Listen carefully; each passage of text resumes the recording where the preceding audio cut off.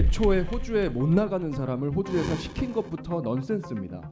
근데 호주에 가지도 못하는 사람을 호주 대사로 임명하는 것은 정상이 아닙니다. 대사 임명하기 전에 법무부에서 다시 인사검증을 하는데 범죄 경력, 세금 체납, 출국 금지 등 확인하는 것은 인사검증의 기초입니다. 나라를 운영하는 사람이 어떻게 돌아가는지도 제대로 몰랐다? 정상이 아니고 기본 기능이 안 된다는 것입니다. 지금 우리나라 국가가 어떻게 운영되고 있는가 총체적 난국이라는 점을 확인하는 자리라는 점을 말씀드립니다. 이종섭 전 장관의 호주 출국권에 대해서 현안젤이 무산된 것에 대해서 유감입니다. 세 가지 말씀드리겠습니다. 첫 번째로 애초에 호주에 못 나가는 사람을 호주 대사 시킨 것부터 넌센스입니다. 출국 금지면은 해외 어디도 못 나갑니다. 당연히 호주도 못 들어갑니다. 근데 호주에 가지도 못하는 사람을 호주 대사로 임명하는 것은 정상이 아닙니다. 출국 금지를 몰랐다라고 대통령실에서 해명을 했는데 이 자랑이 아닙니다. 출국 금지도 법무부 업무고 대사 임명 전에 인사 검증도 법무부 업무입니다. 100번 양보를 해서 출금할 때 몰랐다고 하더라도 대사 임명하기 전에 법무부에서 다시 인사 검증을 하는데 범죄 경력, 세금 체납, 출국 금지 등 확인하는 것은 인사 검증의 기초입니다. 나라를 운영하는 사람이 나라를 어떻게 돌아가는지도 제대로 몰랐다? 정상이 아니고 기본 기능이 안 된다는 것입니다. 지금 우리나라 국가가 어떻게 운영되고 있는가 총체적 난국이라는 점을 확인하는 자리라는 점을 말씀드립니다. 두 번째, 지금 출국 금지 해제했는데요. 이것도 폭력적인 국가 시스템 운영이라는 점을 말씀드리고자 합니다. 작년에 파리에 있던 송영길 전 대표가 출금되고 귀국한 것이 4월 24일입니다. 검찰에서 처음 소환한 게 12월 8일입니다. 8달 걸렸습니다. 이번에 공수처에서 3달 동안 수사 준비하고 있었습니다. 대통령실에서는 3달도 너무 길다 이야기하는데 공수처에서 3달 걸리는 것이 정상 범위를 넘었습니까? 그렇지 않습니다. 제가 뭔가를 두둔하고자 하는 것이 아닙니다.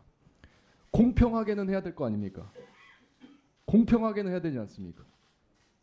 이게 사법과 관련돼서는 특히나 기본입니다. 또 3개월 동안 지금 공수처가 처장, 차장, 게다가 직무대행까지 지금 공석인데 대통령이 처장 임명도 안 하고 있습니다. 한쪽에서 임명도 안 해서 정상적인 기능이 돌아가지 않도록 하면서 3달 동안 소환 안 했다고 출국금지 해제하는 게 말이 됩니까?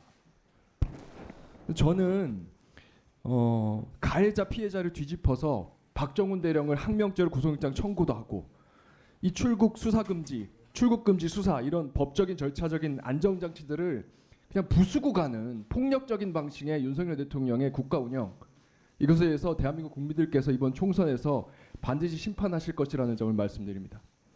마지막으로 말씀드릴 자리는 호주 대사라고 하는 자리는요. 국민 세금 들어가는 고위직 자리입니다.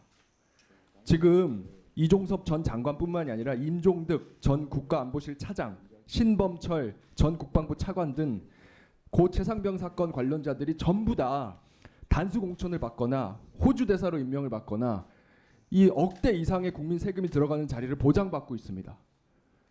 이러한 책임은요. 총선이 끝난다고 해서 끝나지 않습니다. 반드시 끝까지 책임을 지게 될 것이라는 점. 변호사님. 예, 정점식입니다. 오늘 의사일정 협의도 없이 일방적으로 전체의 개의 요구서를 민주당 의원님들께서 제출한 것에 대해서 굉장히 유감스럽게 생각합니다. 그리고 소 간사님께서 말씀하신 현안 질의와 관련해서는 지금 선거가 한 달도 안 남았습니다. 그때 과연 한 달도 안 남은 이 선거 와중에 현안 질의가 가능하냐라는 부분에 대해서는 제가 굉장히 부정적이다라는 말씀을 드립니다. 지금까지 소위 오늘 회의에 대한 특히 이종섭 호주 대사에 대한 여러 가지 발언들은 민주당 의원님들께서 군사법원법과 소위 출입국관리법을 제대로 이해하지 못한 상태에서 나온 발언이라고 생각합니다. 모든 일부 국민들께서는 군사경찰 그러니까 이전에 헌병대라고 하는 군사경찰이 사망사건에 대한 수사권을 가지고 있다고 오해를 하시는 경우가 있는데 군사법원법이 개정되면서 군인이 사망한 사건은 민간경찰에게 수사권이 있습니다. 그렇기 때문에 군사경찰은 단지 기초자료만 수집해가지고 민간경찰에 그 자료를 인계하는 역할만 할 뿐입니다. 군사경찰이 혐의자를 특정할 수가 없습니다. 그거는 여기 계신 민주당 의원님들도 이미 법사위 전체회의에서 군사법원에 대한 국감 등을 통해서 여러 차례 말씀을 하신 사건입니다. 그럼에도 불구하고 군사경찰은 사단장부터 부사관에 이르기까지 8명의 혐의를 특정해서 민간경찰에 이첩하겠다고 하니까 국방부에서 소위 인사와 징계 등에 참고하기 위해서 각 대상자들의 과실 유무를 특정하라라고 지시를 한 것일 뿐입니다.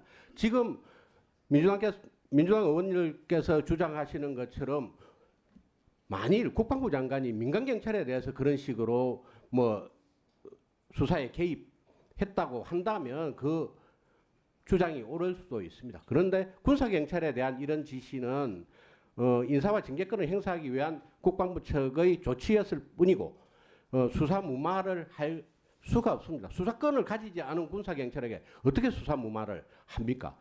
한들 무슨 소용이 있습니까?